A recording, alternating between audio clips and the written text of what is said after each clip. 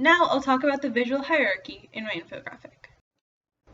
For my infographic, the visual hierarchy starts at the top with the title because it is clearly separated from the rest of the infographic. The viewer would first see the header and might then continue to read the description and park statistics further to the right. Or their attention might be directly drawn to the section below with Half Dome in it.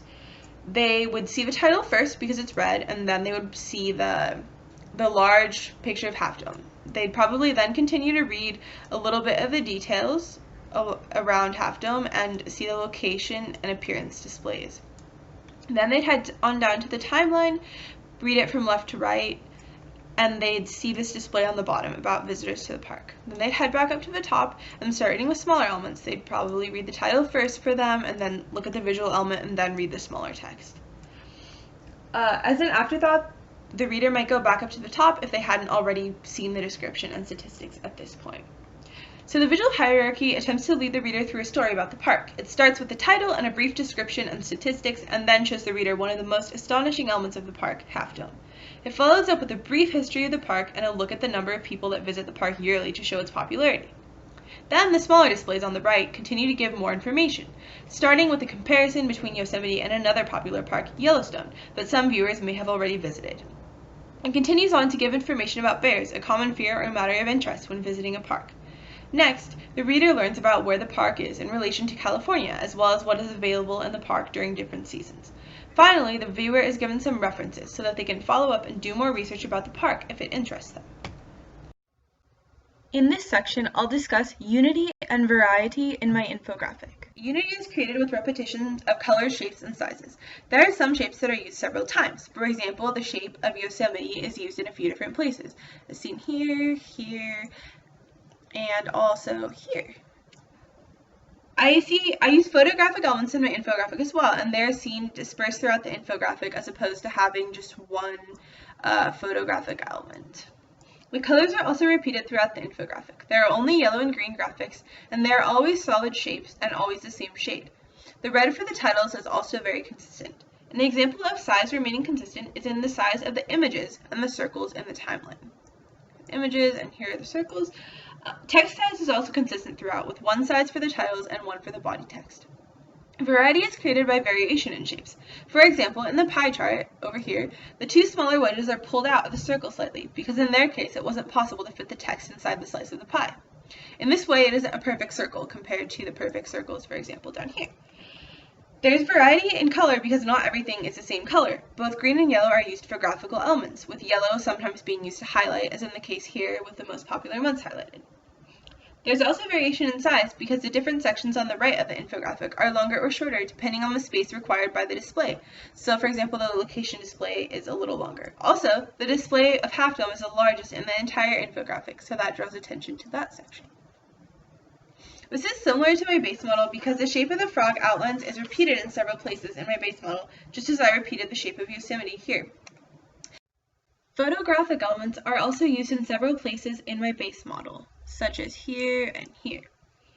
Their use of color is very similar as well, as they repeat a limited range of colors. They use a few different shades of green throughout. All of the body text in my base model is the same size as well. Variety is created in my base model by variation in shapes, because more shapes are used in addition to just the frog outlines. There are outlines of other animals, for example, as well as an outline of the continents. In addition, there is variety in color, because not everything uses the same shade of green.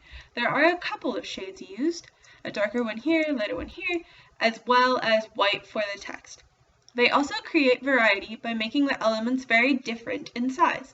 The elements on the left side are much larger than the ones on the right side, with the large frog at the top left being the main focus of the infographic. Now we'll talk a little about the layout. In my infographic, elements are laid out in 3 sections. There is the header at the top, which includes the title and additional park information off to the right.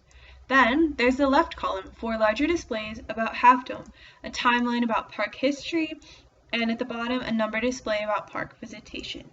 Within the display about Half Dome, there is a location display as well as an appearance display on the top right. There's also a right column which has a much smaller width than the left column. This has smaller displays, about different aspects of the park, such as what there is available in different seasons and the location of the park within California. Elements are separated from each other either by dotted lines or by color, like at the top. To separate the right column from the left column and to separate the displays from each other, dotted lines are used. Now, when we take a look at my layout model, it's very similar, as one would hope. The layout model has a header with a title, a brief description, and basic facts about ducks. I tried to imitate this by my version, adding a brief description of the park and the statistics. The layout model also has two columns, with the left column being much wider than the right one. However, in the left column in the layout model, there are only 2 displays, while in my infographic there are actually 3. I decided to add an additional small display at the bottom because I liked that at the very bottom of my base model there was a display that had a bunch of repeated elements. They were frogs, and I wanted to mimic that here. I also made the right column slightly wider in my infographic than it is in the other infographic because my displays are a lot more complicated. In the model they only have very simple shapes, so they can have a very slim right column.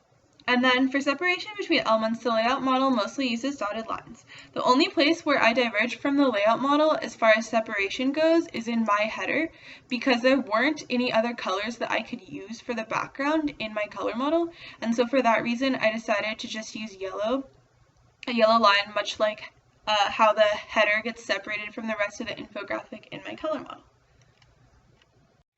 Now I'll talk a little about alignment in my infographic. Elements in my infographic are aligned in several places. I'd like to highlight the most important ones here. The text is vertically aligned along the left side of the infographic, except for the time display here. This is in line with my model infographic because most of the text is aligned along the left, except for this duck display that kind of sticks out a little further here. In my infographic, text is also left aligned for the smaller column on the right. The layout model that I chose had center aligned text for this part, but my base model had left aligned text, and I felt that keeping this visual style worked better for my infographic. For the timeline, I also did a lot of horizontal alignment, making sure that the titles lined up and that the photos were aligned with the top of the year. This is also in keeping with my layout model because for the smaller display below the main duck one, you can see that this is all aligned. Well, I really enjoyed making this infographic. I learned a lot about emulating models to become a better designer, as well as Illustrator skills and visual design principles. I also learned a lot more about my topic, Yosemite, which I'm hoping I get to visit soon. Thanks for watching this video about the process of creating my infographic.